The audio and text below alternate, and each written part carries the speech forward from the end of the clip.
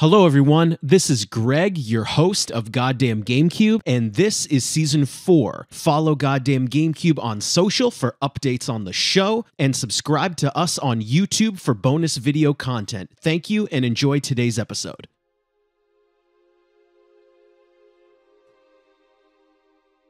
Hello, everyone, and welcome back to another episode of Goddamn Gamecube. My name is Greg. I am your host today. My co-host is Riley, and my friend John is back, and we are continuing our Bioshock discussion with Bioshock 2. Riley, why don't you go for it? Let's just get right into it. Yes, absolutely. So this was like the first game, another FPS, developed instead now by 2K Marin and the developer Arcane. Published by 2K Games in 2010. It was originally 2009, I think. Got pushed back a little bit. We spoke with our dear friend Bill about this, and he mentioned that he felt bitter rage at the inability to work on Bioshock 2. His words, a lot of great things they did with it. The story and the world I'm not as into. As a designer, I would have done differently, but they did a great job and they made a great game. So, from what I gather, I watched some interviews. The team that worked on this at least seems conscious of the pressures of making a sequel to such a beloved game as Bioshock. They felt that, which is kind of interesting, we felt that it wouldn't be Bioshock without Rapture. So that was kind of, let's just get back into it. And something they brought up that I thought was very kind of hit me in a different way was they said, the thing about Rapture is that you've got an entire society of people in an underwater city that's leaking and you can't leave. And I was just like, dude, I was like, you really would have to be crazy to sign up for this. Yeah. It's like, yeah. So I was going to ask, did any of you know, I don't know quite the history. Did the team at Irrational, did they not want to make Bioshock 2, or did 2K not even give them the choice? Why did another developer even make it? I think because they wanted to do something, this is totally off the top of my head, but I think because they wanted to do something different, maybe a little more ambitious, and they said, we need a Bioshock sequel, okay, let's get it done.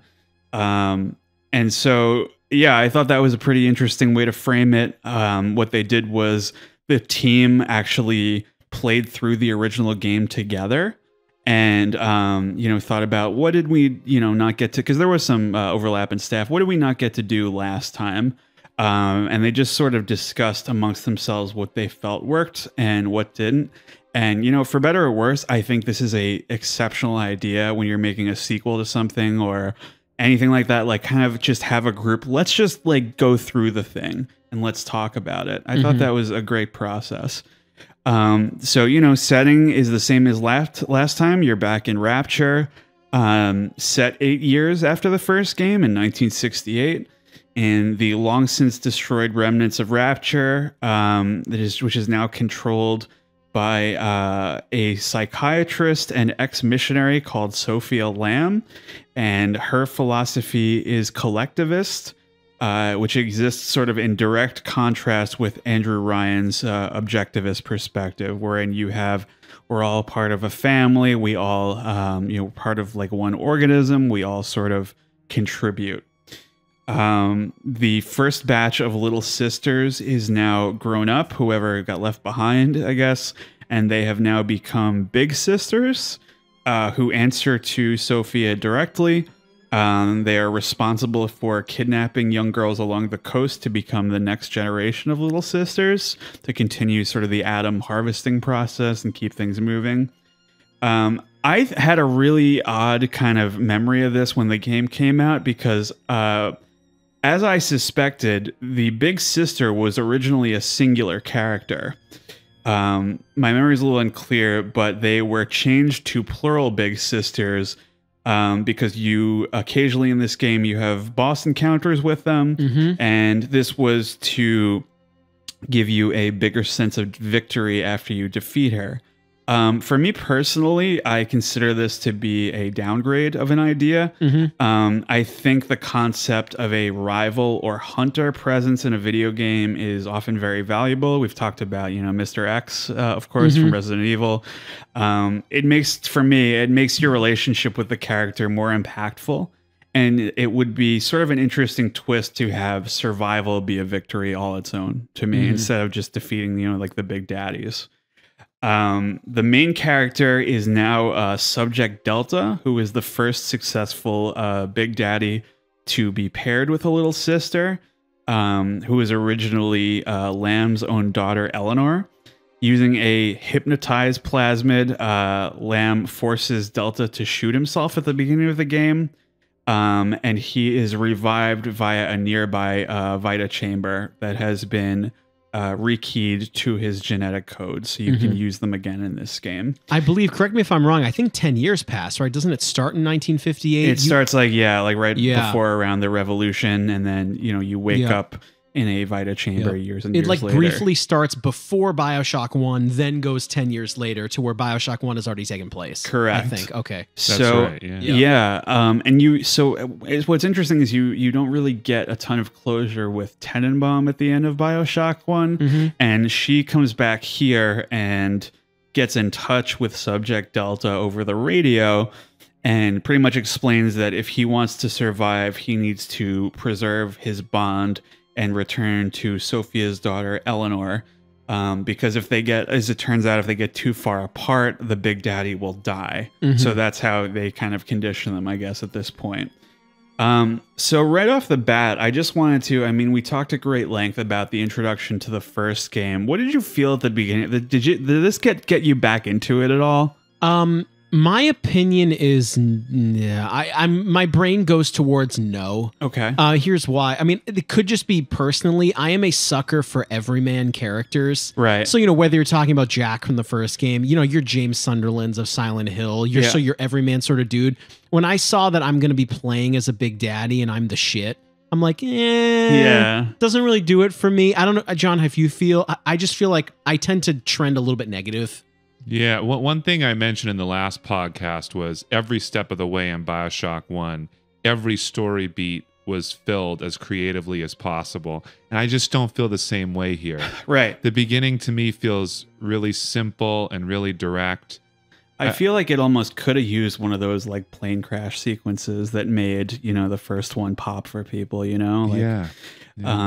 No, for me personally, I think that's what it was. It was just kind of uneven footing to start with, maybe. But I do like, at least, that is something different. That playing as a Big Daddy is different than playing as an everyman. So it's not a completely identical experience. And it's interesting too that it's the early version of the Big Daddy. Right. And so that, there's some things that you're better at than the others, and some maybe you're falling behind. So it's a little bit challenging. But in terms of the look and sound and feel, I wanted to talk about this a little bit. The aesthetic remains mostly the same as it did in the previous game.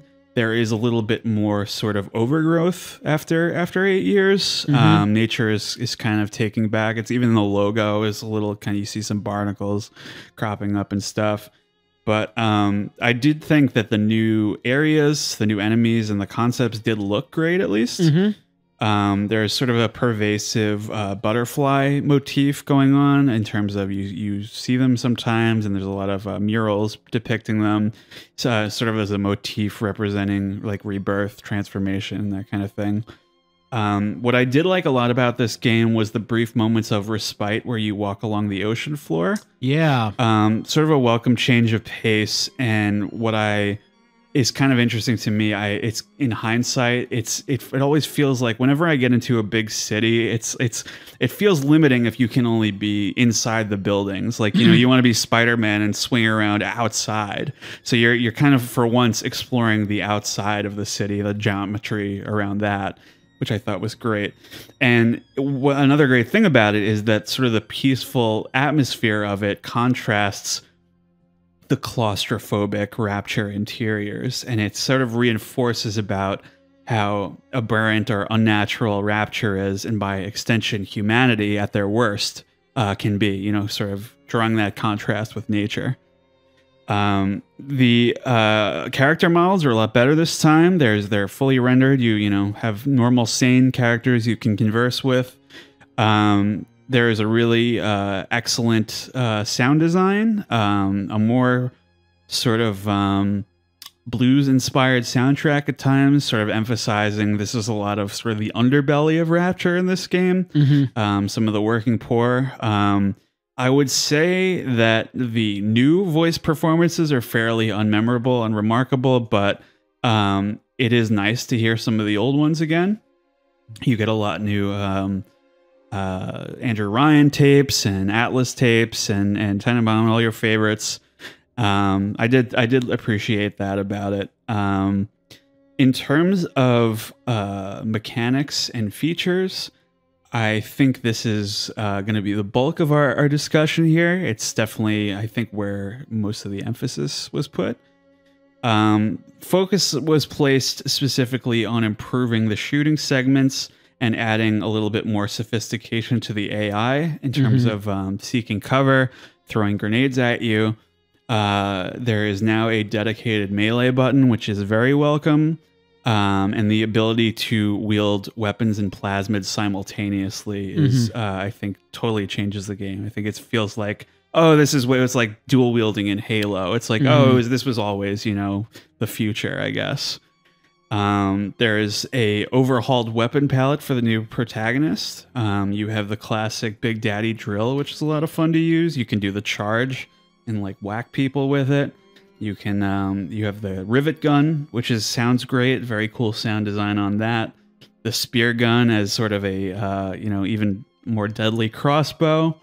And one other notable thing I wanted to mention was I thought this was a great improvement was the hacking tool, the remote dart, and it instead of having that series of tubes from the previous game, it's just kind of like you have to time. It's like a Gears of War like active reload. Yep. That's fine for me because if you're going to be doing it like a ton of times, you might as well make it like a, you know, just something a little more manageable, and it's kind of easier to adjust like the difficulty that way too. In terms of overall experience, pretty much the same. There is a flashlight built into your suit now, which is nice. It kind of pops on and off automatically. So let me open up the floor a bit here. What did you think of these new weapons? There are finite upgrades this time, so I'm curious which ones you felt were worth upgrading. Did you like hacking better in this game or the previous one? So I'll start. I found interesting about Bioshock 2 gameplay wise. So it's obvious there's an emphasis on the shooting being improved. In Bioshock 1, we didn't really mention it, but the shooting is a little derpy. It's not bad by any means. And I think in 2 it is tighter. I think the balancing in 2 is a little bit better. So you get this weird kind of contrast where you're playing as a Big Daddy, you're the shit, you have the drill, you have a ton of weapons, but the game is actually harder. Yep. Which I found, you know, you're fighting, you know, whether it's Big Sisters, other Big Daddy prototypes and stuff too.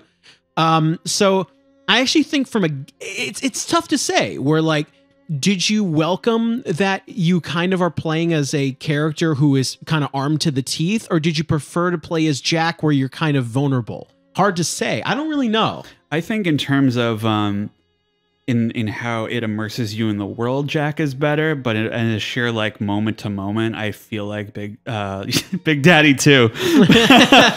Big Daddy 2 is superior in terms of the moment to moment. I think it's a lot more fun moment to moment to play it like that. John, do you have any takes on gameplay? Yeah, I agree that it was a lot tighter. I like that you can dual wield the plasmids and the guns at the same time, but I think have the courage of your convictions. If we're going to be a Big Daddy, we should feel badass. Yeah. And it's such a weird thing to say, I want to make Bioshock 2 harder than Bioshock 1. It's going to take more shots for enemies to go down. Sure. But you're the most badass character.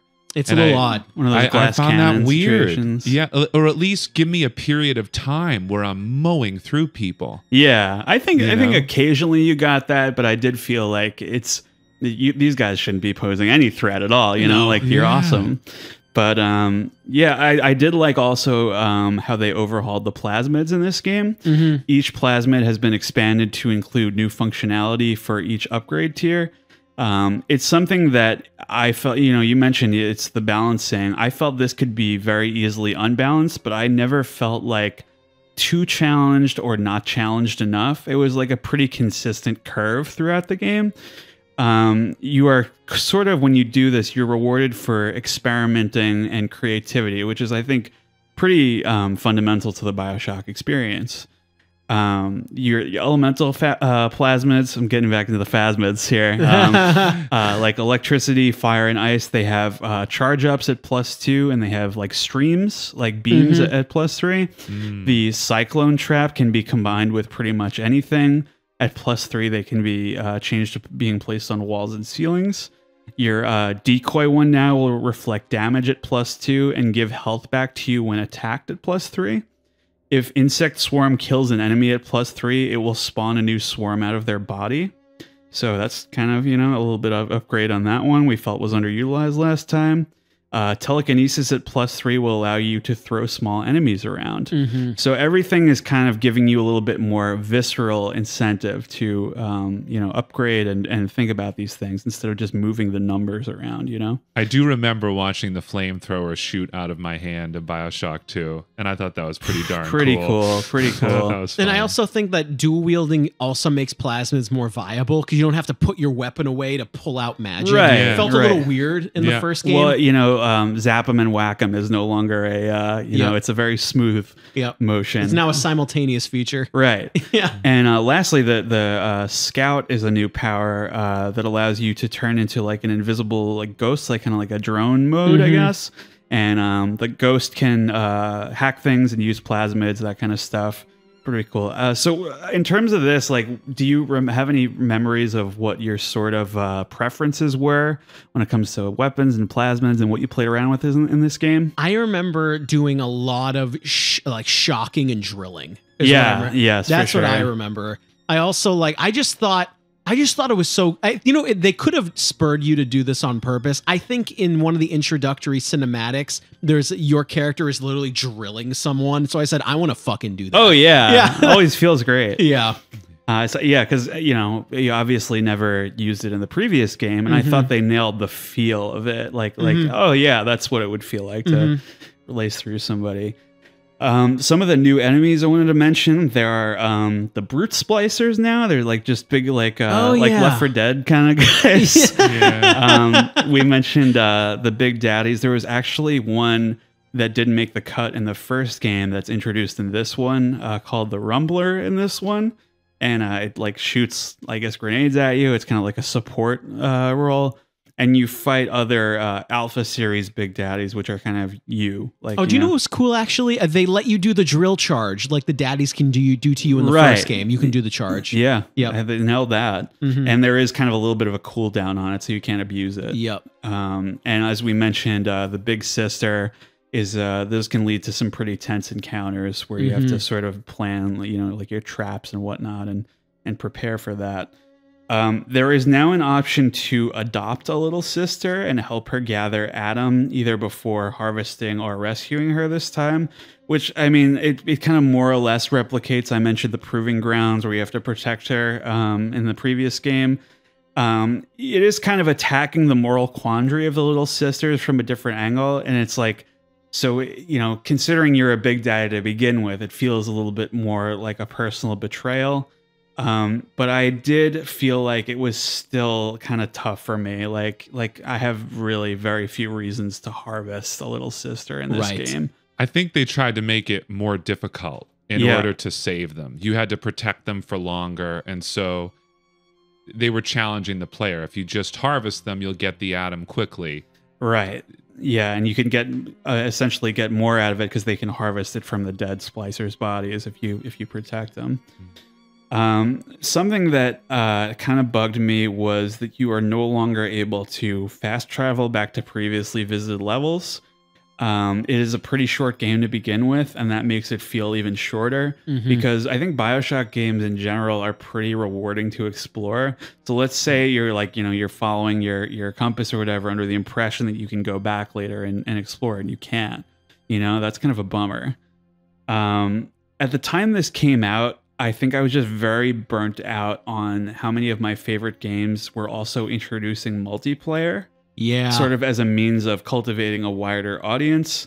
To me, I still feel this way, even though I've seen some behind the scenes stuff and they seem pretty into it. This just to me felt like sort of a waste of resources when the result was an abbreviated single player experience.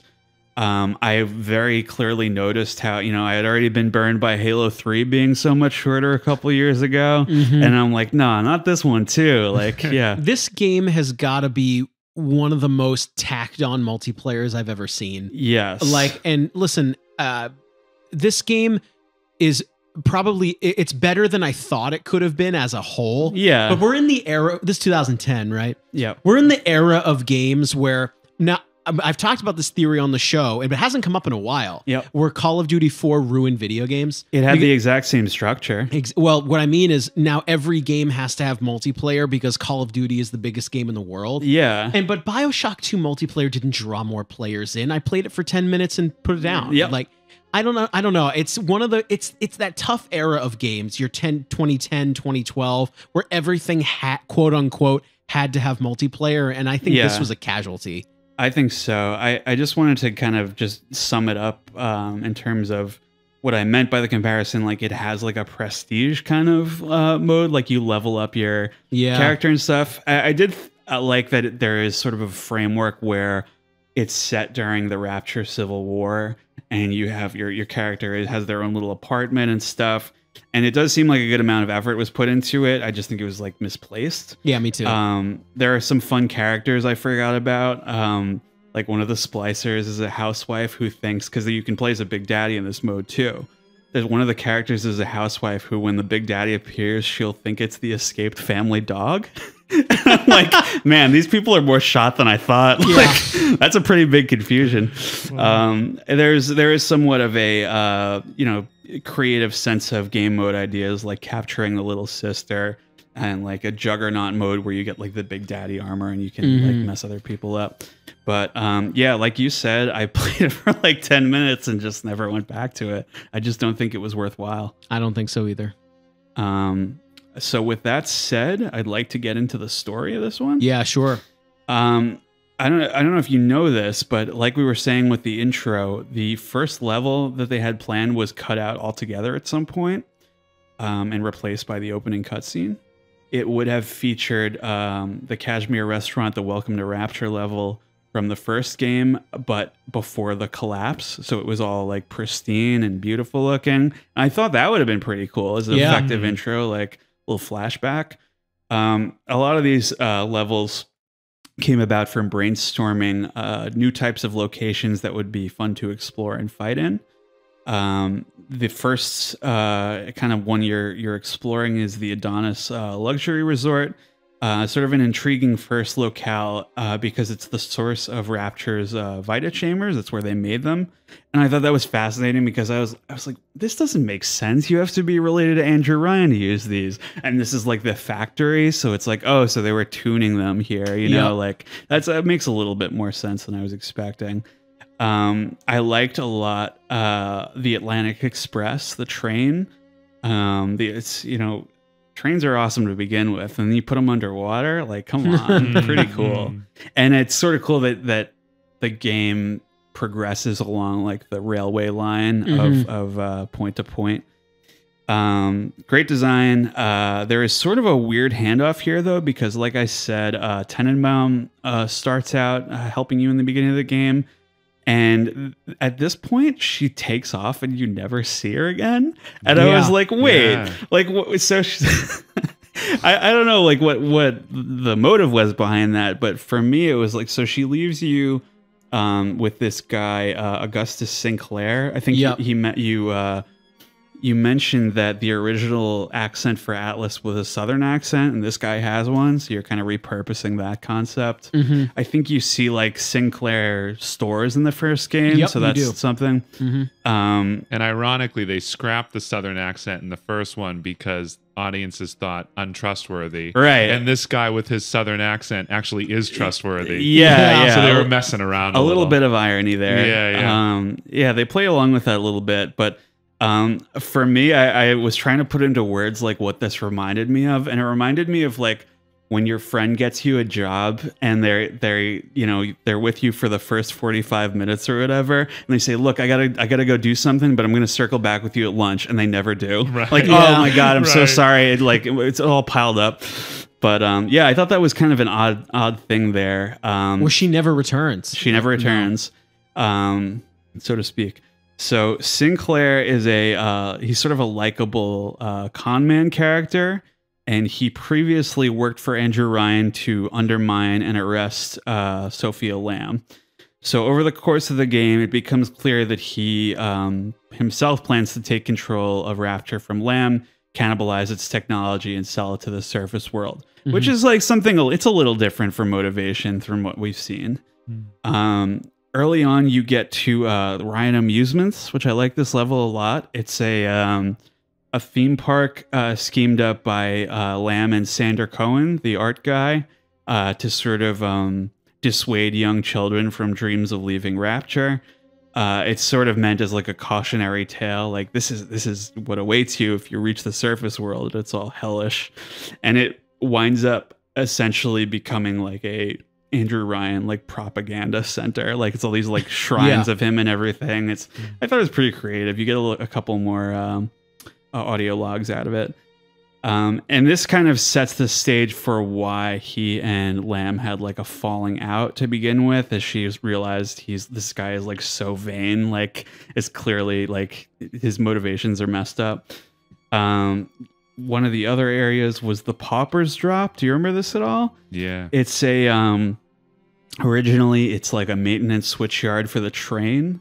But what winds up happening is that it gets turned into like low income housing, because it's just like, oh, fucking people can live down there. It's like this, boy. and it was originally sort of going to feature some more noir elements, which to me would have, I asked you if you remembered it, it would have made it a little more memorable if they could maybe leaned into like kind of an aesthetic of little detective, seedy neighborhood kind of thing. This does sort of introduce another wrinkle into the Bioshock morality system here. It involves whether or not you kill the supervisor of this area, Eleanor's caretaker, Grace Holloway. Yep. And there's like, I have a pretty funny note here. Delta previously broke her jaw while defending Eleanor, ending her singing career forever. Whatever. I don't know. It just didn't work for me. I was just like, she's like an okay character. I mean, comparing her to like Steinman and and Sander Cohen, all these guys. You remember this part? Yeah, I agree that it's not as deep as anything in Bioshock 1, but it is kind of interesting. You have this woman who's a lost soul, right? And she was taken in by Lamb, and Lamb grew to trust her so much that she was allowed to take care of Eleanor, right? And you come and you steal Eleanor from her. So she has this rage towards you because this woman who saved my life, I was supposed to take care of her daughter, and you took the daughter from me. Right. And you have an interesting choice as a player. Do I allow her to live even though she would have killed me given the chance? Or, sure. Do I let her? Yeah, I think it's something that it changes up over the course of the game. And even if this particular one didn't like work as much as it probably could have for me, it's an interesting wrinkle. Well, I also feel like it's a video game, so you spare her. Right. Yeah. If you're a pure-hearted guy like us. I mean, yeah. I have. I'm sure this will come up over the course of the episode. I definitely had problems with the morality system in this game because it was just very on the nose. Very clear. Yeah. Yeah. Siren Alley is pretty adjacent here. It's like Rapture's sort of red light district. And you have these guys called the Wales brothers who run it. And one of them is like sort of a mad preacher kind of guy. And I think that's generally a good fit for the likes of Rapture. But it's just kind of, like I said, like Steinman and Sander Cohen, they leave this guy in the dust, like I still remember like some of Sander Cohen's lines, and this guy is he's just another piece of the puzzle, for me anyway. I at least liked the temple. Do you remember the temple fight where you're in his like church? It's like kind of like a steam room or something. I don't remember this. Do you? I don't remember. No, I don't remember this. Well, you know, that's why I'm here. One thing, like I'll say probably a few times in this episode, there are so many ideas that like on paper seem interesting. Right. It's a hard thing to explain. In Bioshock 1, there's so many things that are just burned into my head. I can quote lines. I remember set pieces. And I remember, like, before this game came out, I'm going to be able to explore in the sea. And it just wasn't as visually striking as I hoped it would be. It's not as expansive, for sure. Yeah, it just... you know, you get some new areas here. Dionysus Park, somewhat of an interesting history to this one, where it was sort of meant as a safe haven for artists to criticize the uncriticizable, like Andrew Ryan. Yeah. And you introduce this character here, Stanley Poole, who is an investigative reporter, and he eventually gathered enough evidence against Lamb and was rewarded with control of the park. So they kind of shanghaied her after this discovery. He is also the one who sold Sophia's daughter Eleanor to the Little Sisters orphanage. She seemingly didn't care, though, because it benefited her research. It's a very kind of like character defining moment where you think she's going to be like shocked and outraged, and she's like, "Oh no, let's see where it goes." You know? Oh my god, it's pretty bleak. But something that struck out in my mind was how I mentioned in the previous game, like the Little Sister Big Daddy fights were all optional. This area, they are mandatory. They're like the main objective. And I'm like, you guys just this one was phoned in, huh? Yeah. You know, like if you have like that's all you got. And you eventually meet up with this guy, Stanley, and he reveals that you were once a diver who was exploring and found Rapture. And you were initially welcomed, but eventually became suspected of espionage by Ryan because he's like, all right, I don't trust anybody. Again, we see his paranoia. Oh and yeah, his fear. yeah, completely. It's a nice moment, and you're kind of turned into the first Big Daddy. And at this point, you are also given a choice of sparing or killing this guy. But the thing is, what I guess is a little different. This guy probably deserves a little bit more than the last person. You know, he's a pretty hard guy. And that kind of, it continues to change over the course of the game. Well, that area in particular, if we're talking about Andrew Ryan's paranoia, there's, because what's the word for this? If this area was sort of was Sophia Lamb's like almost what's the word, where Andrew Ryan tried to create a free society where you can do whatever, but she created art that stood against like what he stood for, so he didn't like it. I think that's what they're trying to. I think that's like, kind of interesting. Yeah, it kind of is. Where Andrew Ryan's hypocrisy. Of course, thank you. That's a good word for it. Where you can be as free as you want, unless I don't like it. Yeah, right. Yeah, and I think that's what they were trying to do. I don't know if you knew this also, but it was supposed to initially be connected to Fort Frolic. Okay. You were going to walk through the flooded atrium of Fort Frolic to get there, so implying that Sander Cohen was also like, in his mind, he thought this was a good idea because he has such a free sense of artistic expression. Would have added a little bit more to it. Yeah, I wanted to throw out something here too, because it's a storytelling thing that I'm thinking about, and it makes me wonder if Irrational Games really wanted to make this game.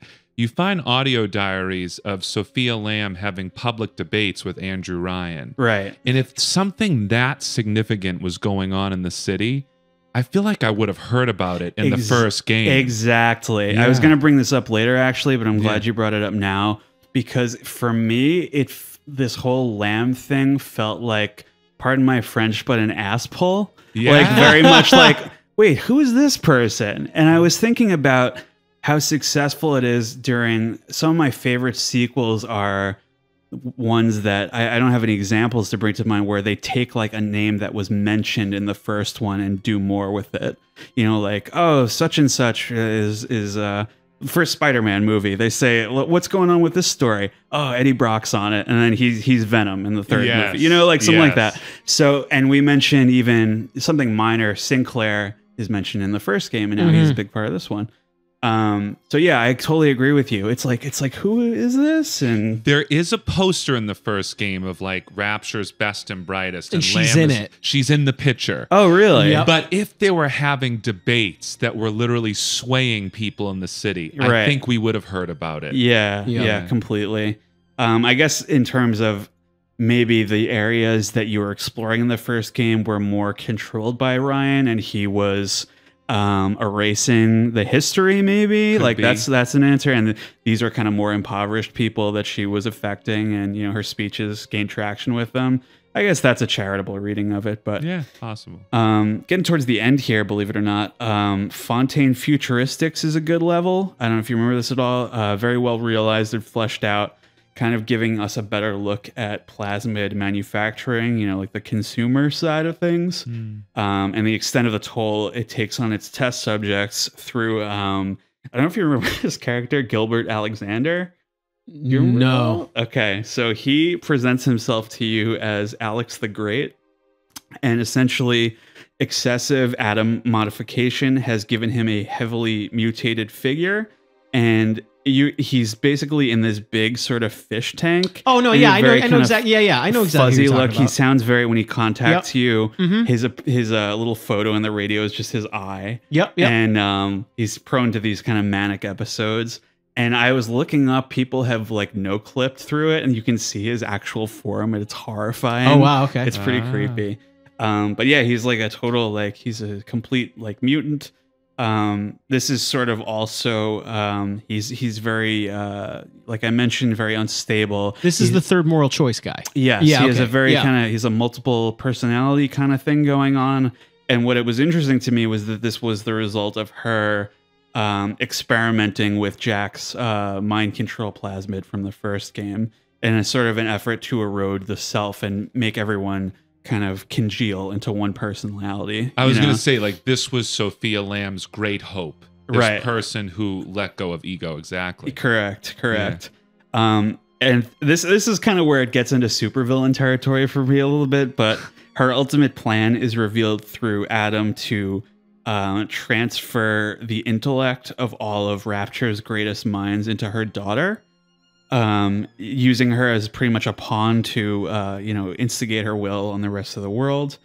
It just doesn't work great for me as far as plans go. It just seems like for a such a human and relatable, even Andrew Ryan is somewhat, you understand his motives, is very human. This is just like very much like, I'm going to take over the world, like, yeah. It's like you're really banking on this one specific thing to do this big thing, right? Yeah. and it's for me, I think what would have improved it, I had an idea, was that she should have been acting kind of more in Eleanor's best interests as a more understandable corruption of her altruism, so she's like a psychiatrist. She's like, she thinks she understands everybody. And if it would have hit a little harder for me if, she was in essence projecting her own like bullshit onto Eleanor, like, oh, I know what's best for my daughter. I know, it's all about the greater good. I think that would have worked a little bit better as far as motives go. But the way you deal with Alexander here, kind of a good illustration for me about how the morality is like slightly more complicated. I didn't know what to do the first time I played this game. Yeah. Where I thought by killing him, I was like putting him out of his misery. Yep, A I've mercy heard that. killing. And that's like Exactly. very, very violent. There's like, you shock him and there's like blood spraying everywhere. And I was like, all right, well, I guess I screwed that one up. I don't know. So I guess by letting him live is the correct. Well, what I've heard about this, I've heard a couple of theories where that in his current state of mind, he does not want to die, so killing him is bad. Right. But his previous self would have not wanted this. Right. So that's kind of where they're trying to trip you up. Do you take him at his crazed word, or do you try to assume what he would have wanted sane? Right. That's right. kind of the well, it's a video game, so I spared everyone. But John, did you Sure. have a take on this? Yeah, exactly what you said. And there's audio diaries of him before he goes quite so crazy, talking about Lamb and saying, I was her greatest hope, and now I'm her greatest disappointment, and I'm losing my mind. And I sort of saw it as a mercy killing too. but in its current state, it doesn't want to die. So it's interesting. It's Yeah. an interesting choice. Yeah, I thought maybe a little bit more going on as it went on when you have these like binary choices. And the game, actually, I just want to mention a cute little Easter egg before we leave Fontaine Futuristics. They have actually it's not injectable, but there is a teleport plasmid here, and you click on it, and it keeps warping you to different locations, and you see little scenes here and there in Rapture, and it's just like a cute little reference to the one they couldn't get working in the first game. And it's kind of in the game hinted at, like, this is a work in progress, like, don't touch this. That's kind of cool. So like in Rapture, they also couldn't get it working. Right. Yeah. Pretty cute. Yeah. That is cute. Yeah. So the game sort of ends with this prison Persephone, where you meet up finally with Eleanor. And I liked the at least idea of this, of where they had all of these criminals locked up over a like trench, and so they could always like just drop it if ever like there's ever a breakout or something like that. Feels very Andrew Ryan in design.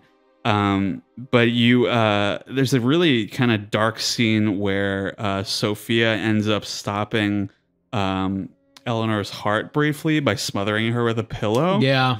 To kind of sever your bond, I guess. And I did like the sequence here where you have to transfer your consciousness to a little sister. I'm not really sure how it works in universe, but it was pretty cool to see, because you need to siphon Adam from these bodies to proceed, I guess. And you see it through their eyes, so everything is beautiful, and there's the splicers are all perfectly handsome and normal, and I think this is probably the coolest part of the game, where you get to see in the eyes of the little sisters, everything looks amazing. So it's almost like the Silent Hill 2 thing we talked about, where like you're looking through what James wants you to see, and like the little sisters, you're seeing what they want to see, which is nice. Yeah, like they do a cool thing too when they go to get the atom from someone, you snap back to reality a little, where you actually get a glimpse of what the corpse looks like. Yes, I think that's more of for the player's perspective to sort of show you their sort of, what's the word? Their messed up reality. More for them. Pretty cool little cinematic moment there, and you see, it's kind of like a museum, and you see there's some statues representing how you dealt with like the people in the beginning. Yes. Yep. And you're kind of setting that up. And I thought it was also interesting about this area is that the reason it's directly connected to the plasmid area is that they test them on the inmates from this facility. It's kind of a sad part here. You wind up fighting Sinclair, who's turned into a Big Daddy. At the end, I was like, that's I like that guy. My guy. He was all right. And he pretty much like he asks you to kill him, which is even more dark. But I thought, I mean, we had our problems with the ending of the first game, right? And this, for me, I think was maybe even worse. Yeah. The final battle here is sort of this forgettable wave defense sequence, where you're just kind of fending them off. You fight like two big sisters at once or something. And I don't know. It was just kind of, I was going through the motions at that point. There was nothing really special about this sequence for me. The other thing that's interesting is at the end of the game, you're really supposed to care about the bond between our character and the younger lamb. Yeah. The Eleanor lamb, right. And we haven't had much time of them together. Right. They haven't built a relationship. And Correct. it's one of the biggest emotional beats at the end of the game. And I just wasn't that working invested. together, because she has a big sister suit now, and you're kind of, partnering up for this moment. Right. And so depending on your actions, Eleanor will either rescue her mother or let her die. And when you kind of escape Rapture like Jack did and reach the surface, and she will either drain your consciousness here, how you bonded with the little sisters before, either sort of like gently or by force, I guess. The ending feels somewhat anticlimactic in the grand scheme of things, but I think handles morality a tiny bit better by tapping into the parent-child relationship here, because your actions sort of set the example for how Eleanor will live her life from here on out. And that worked a little bit better to me when I thought about it more. Because don't get me wrong, like I walked away from this game the first time going like, well, that kind of sucked. But I'm trying to like find the moments that worked for me in the grand scheme of things. And that was something that I took away from it. Do you have any particular thoughts on the ending? Yeah, isn't there also specific voice act or specific lines for, she says something like, well, you taught me not to let anything go to waste. And that's like a negative ending, right? Or something like that. Yeah. Not really. Like, I think my big problem with this game as a whole is the moral choices are way too black and white. Like, do you spare or not? Right. Like, I mean, it's a video game, so I'm going to spare everyone. And I'm going to go for the good guy ending. It's a little bit too much on the nose for me.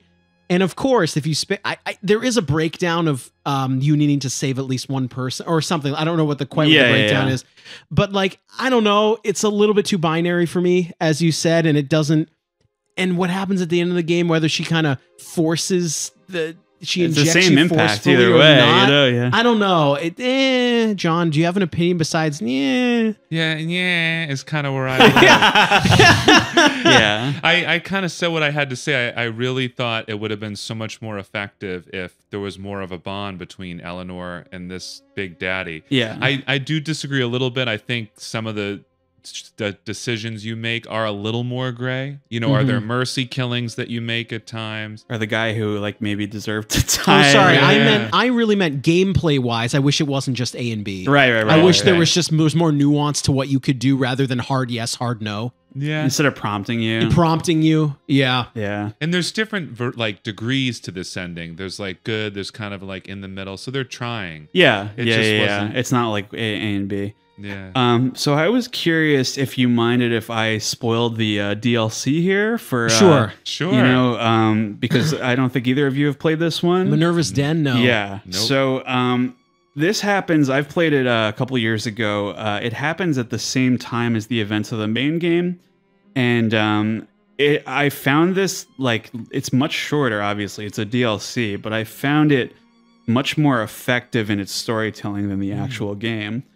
It is pretty much you're a different Big Daddy, Subject Sigma, and you are your objective is to acquire the codes to something called the Thinker, which is Rapture's central computer, which kind of governs its life systems and stuff like that. And it's something I didn't think about like during the course of the game. It's like, oh, I guess this could have existed because it's very much like kind of that imitation game style of computer. It's very kind of like takes up half a room.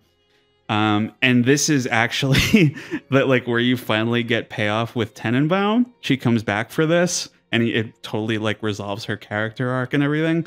And it's essentially she is trying to use its intelligence to synthesize some cured for the spliced population of Rapture. Oh, got it. So that's kind of an interesting prompt. And throughout the course of this game, you don't really ask any questions about your origins or anything. Throughout the course of this story, you're assisted by this guy on the radio called Charles Milton Porter. And he is the original architect of the Thinker, and his opposition is this guy called Reed Wall.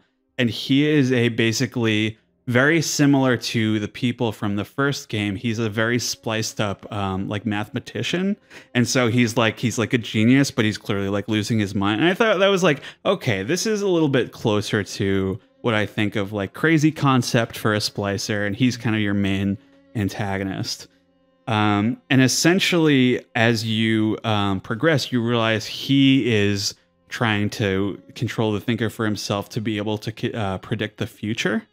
So I'm like, okay, that's a little bit of an interesting wrinkle. And like, it's not like I want to take over the world. I want to take over Rapture for once, And it is gradually revealed that this guy who's been on the phone with you, Porter, he was using the Thinker to experiment with artificial intelligence and replicate the personality of his deceased wife.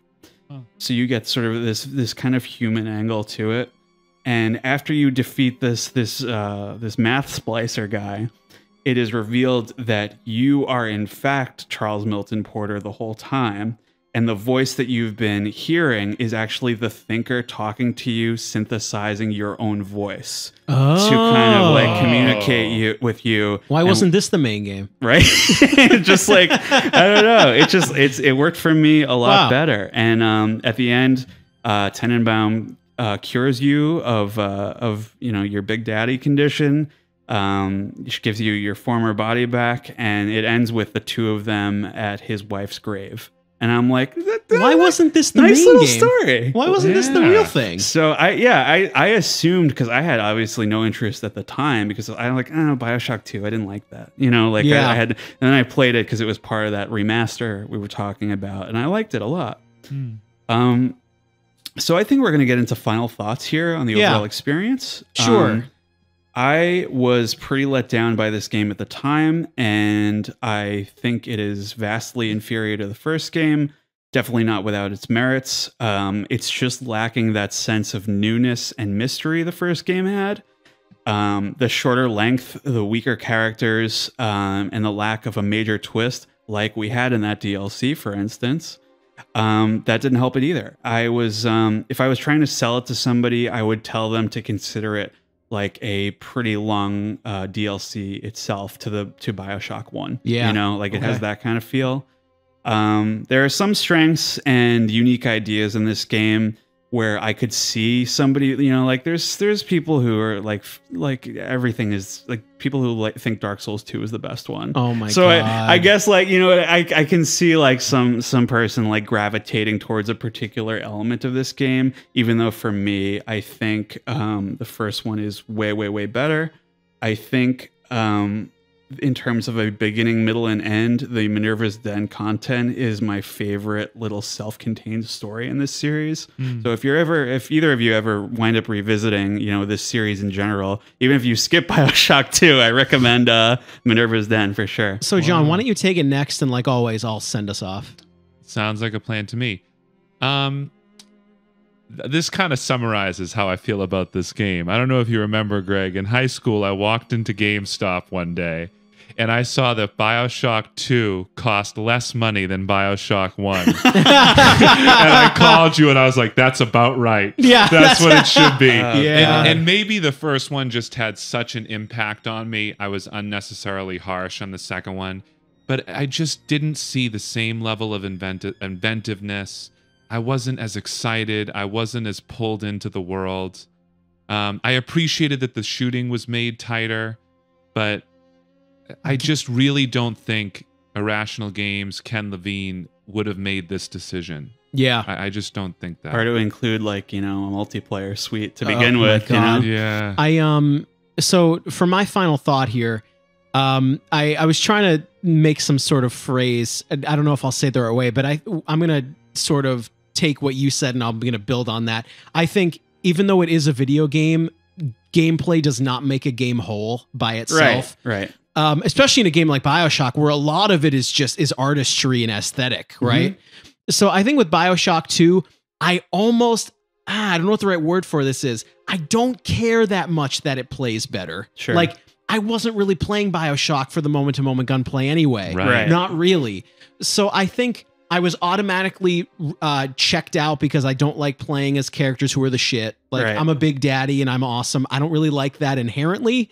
And the moral choices from a gameplay perspective are very binary. It's very spare or kill. Yeah. Not my favorite.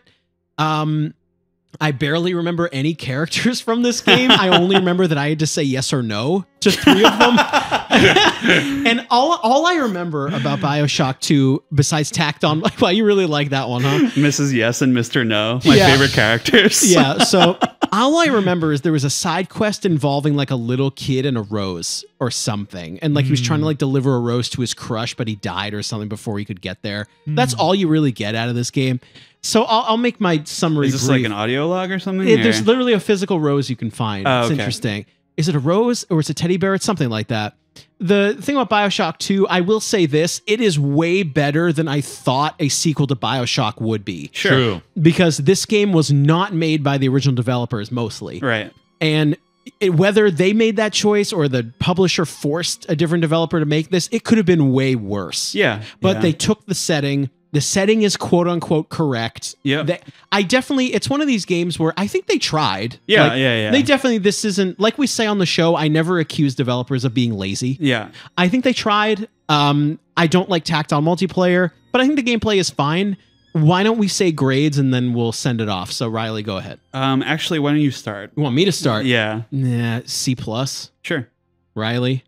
7? Like Same, same, right? John. I'm with Riley, 7. 7. Okay. Yeah, so Bioshock 2 is sort of a distinct from It's okay. from us here on the show. I hope you enjoyed listening to it, even though we were sort of ambivalent. But, yeah. I think so. Next time we're going to talk about Bioshock Infinite. But for now, we are signing off. And thank you for listening to Goddamn GameCube.